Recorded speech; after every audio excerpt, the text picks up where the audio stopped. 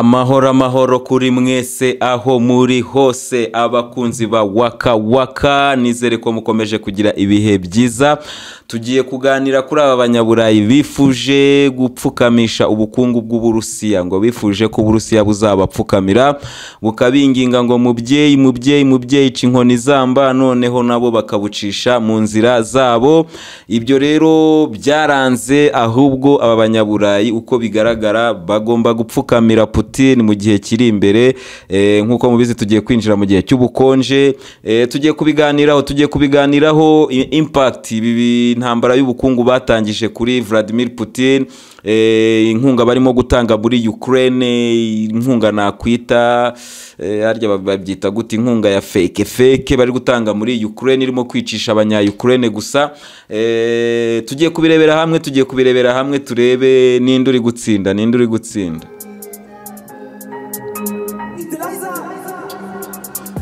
Yes, murabyibuka Putin arateye, abanyaburayi barateranye baravuga bati reka tumukanire urumukwiye. Ndabyibuka bagiye batangiza ibihano biri aho ngaho bisanzwe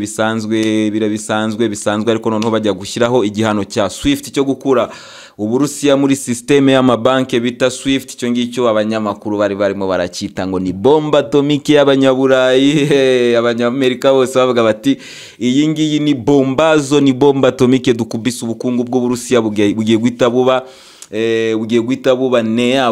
budupfukamira. Ibyo ngibyo rero twarabitegereje twese koko nk'abantu bari ku ruhande rw'Uburusiya. Nanjye ahantu narindi nkurikiye amakuru narindi kuvuga ati Putin noneho ararangiye, karabaye. Ibyo bintu biratangira. Murabyibuka umuherwe wa Chelsea yahise ayitanga aritahira. Ntegereza ko abaherwe bari buvuga ati Putin ari kudukoraho, ari kuduta mu bukene tutazavamo. Mbona wapi bakaniye. Kumbe umusaza Putin yari yarateguye ibintu byose, yarabishyize ku murongo. Murabizi intambara y'Abarusiya, ndagira ngo dusobanukirwe aka kantu gato tugende tukaganiraho ko nanjye mba naragiye mbikurikiranamo kugira ngo menye impamvu, niyihe mpamvu koko aba Barusiya batarimo gutsindwa muri intambara y'ubukungu, niyihe mpamvu ahubwo abanyaburayi bagiye gupfukamira Abarusiya mu gihe kiri imbere. Murabyibuka rero intambara itangira muri 2014.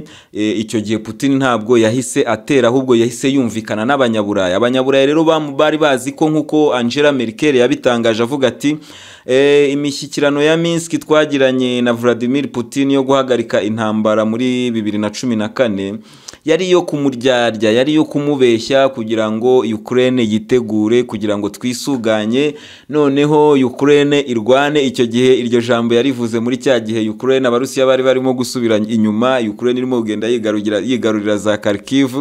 Ubwo yakavugaga yumva ari nka guserebura intsinzi, avuga ati nubundi ya mishyikirano yari yo kumucenshkota, yari yo kumubeshya kugira ngo abanya Ukraine bitegure. Kumbe Putin nawe yari yabakubise jido. Uriya ni KGB, narababwiye ibye ntabwo ajya bivuga, ariko abari ku mubare, ibintu bye ni ku mubare.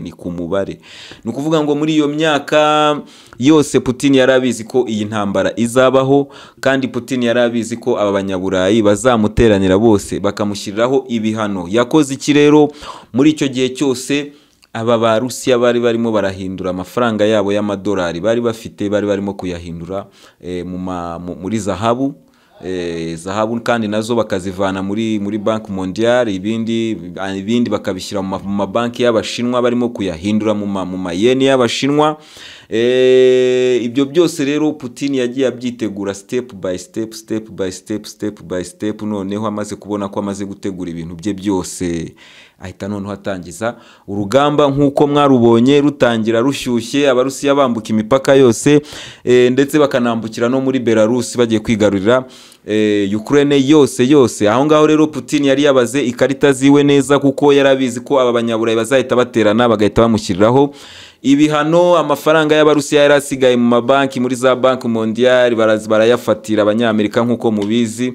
ubitse udufaranga twawe muri izo banki zabo, ako kanya iyo mugiranye ikibazo bahita bayafatira. Ni nabyo bakoreye rero aba Barusiya, bahise bafatira amafaranga yabo. Noneho iyo bita bombe atomike yabo bateranye amateleviziyo yose za France 24, za BBC, za CNN, za RCI ziri gucelebratinga ziti noneho turekuye iyo bita bombe atomike. Uburusiya tubukuye muri systeme ya Swift. Ubu noneho ubukungu bw'Uburusiya bugiye gupfukama. Vladimir Putin, abaturage bagiye gutangira kwigaragambya. Aba ba oligarque b'Abarusiya, abaherwe b'Abarusiya bagiye gutangira kumuvaho kubera ko ntibashobora kwemera guhomba. Bamwitega ibintu byinshi cyane. Tubona icyumweru cya mbere kirarangiye, tubona icya kabiri kirarangiye, tubona icya gatatu kirarangiye, ahubwo dutangira kubona ibihugu by'Uburayi nabyo noneho ari byo bitangiye guhura n'ibibazo. Ahangaha rero hakaba harimo agakino k'Abanyamerika bagiye bibeshya cyane ku Burusiya, bakeka ko buzahita bupfukamira Abanyaburayi nk'uko babivuze mu buryo bwihuse koko, kubera ko niba ugiye ukabwira Abanyaburayi ukababwira uti sasa mufatire Abarusiya ibihano kuri gaze, mufatire Abarusiya ibihano gutya na gutya na gutya na gutya na gutya na gutya, kugeza naho aba Banyamerika bari inyuma y'umugambi nk'uko mugenda mubona amaperereza agenda akorwa kubarashe Nord Stream gas. Nyuma yuko aba Banyamerika rero baturikije iyi nkombo nk'uko byagiye bigaragara mu maperereza yagiye akorwa, nyuma yuko baturikije iyi nkombo ya gas stream, byahise bituma Uburayi bujya mu kibazo. Abanyaburayi bo bumvaga ko bari gufatira Putin ibihano by'igihe gito, noneho Putin akazabasaba imbabazi, bo bakamucisha mu mirongo yabo. Noneho nkuko nabibabwiye muri iki kiganiro, basanze Putin yarateguye ibintu byose, yarabiteguye, kuko yarababwiye ati nibyo bike mugikeneye mukigura hano mu Burusiya. Niba mwumva ko mubaninze mutagikeneye gaze yanjye sava, ariko petrole muracyayigura, uranium muracyayigura. Abanyamerika b'ibyo bagura mu Bushinwa ni byinshi, ari na za charbon, urubyumva aya makara bakoresha mu by'ingufu. Hari ibintu byinshi Abanyamerika bagura na za diamant, ibintu byose babigura hano mu Burusiya, ariko byose kugeza uyu munsi baracyabigurayo. Ntago ari uvuga ngo ibintu byose barabihaga ntibakibigurayo. Ni nayo hypocrisie y'aba bantu, nabwo ngewe ntajya nsobanukirwa ibintu byabo. Rero nyuma yuko bakoze ibi bintu, byatumye Uburusiya bufungura andi mayira. Murabizi barimo kubaka pipe bahuza na Turkiya, bafite umushinga wo kubaka pipe zabahuza n'Abashinwa. Bafite uburyo bashaka kugira ngo bahereze basavinga Abanyaziya iriya gaze yabo. So mu gihe cyose rero Abarusiya bazaba bamaze kubona inzira zubatse nk'uko bari baramaze kubaka inzira zijyana gaze mu Burayi, bizagora aba Banyaburayi kugaruka imbere y'Uburusiya ngo bababwire ngo mwongere mukore imishinga yongera kuzana gaze hano mu Burayi. Bazasanga bategetswe kugura gaze y'Abarusiya ariko ikaza ivuye mu bindi bihugu. Ndabibabwira, murabizi ko ubu ngubu Abanyaburayi bagura gaze ku Bashinwa, bagura gaze ku Banyaturikiya. Ibyo bihugu byose bigura gaze mu Burusiya.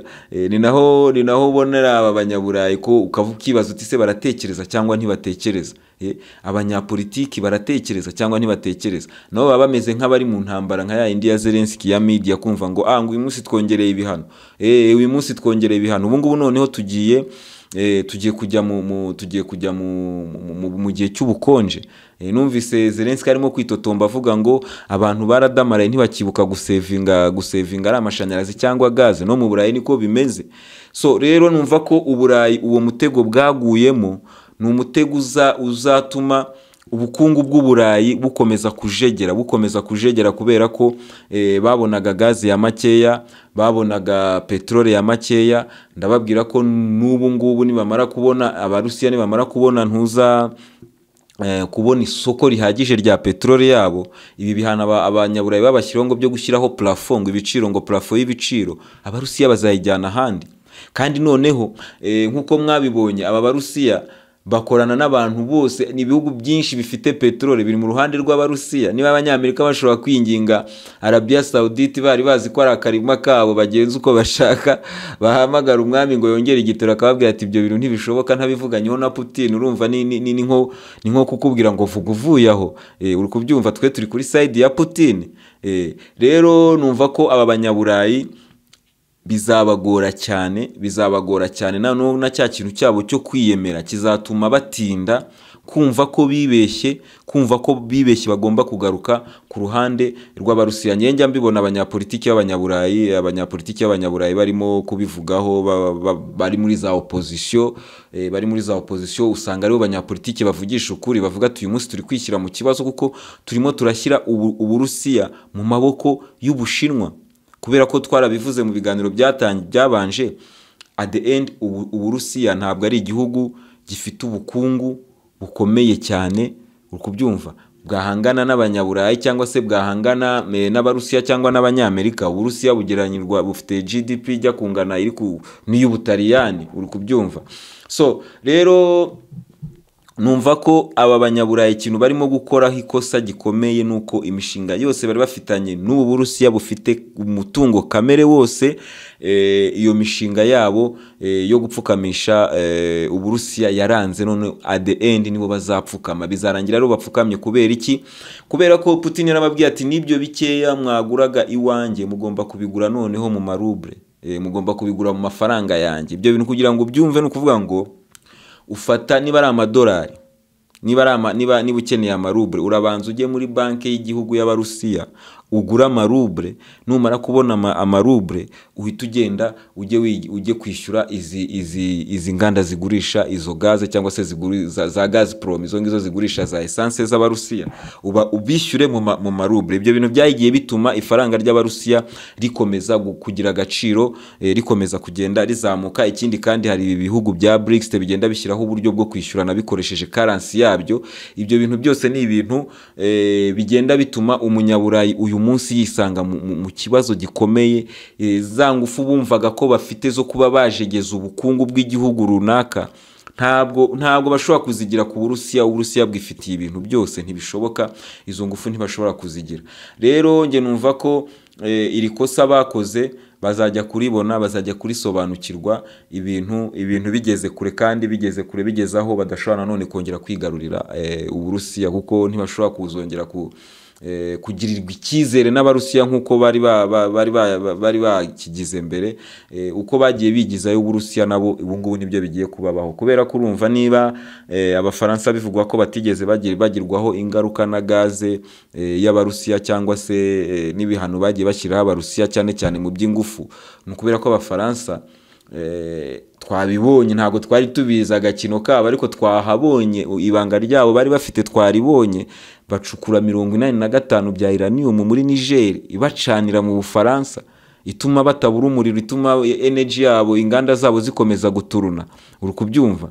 Rero iyo Niger cyabaye ikibazo. Ubu ngubu muraza kurwana nabo, muraza gushyira imyivumbagatanyo, bagiye guhamagara Wagner ijye kubafasha, bizarangira muhavuye. Urumva rero at the end muragenda mwerekera ahantu mu bibazo bikomeye cyane.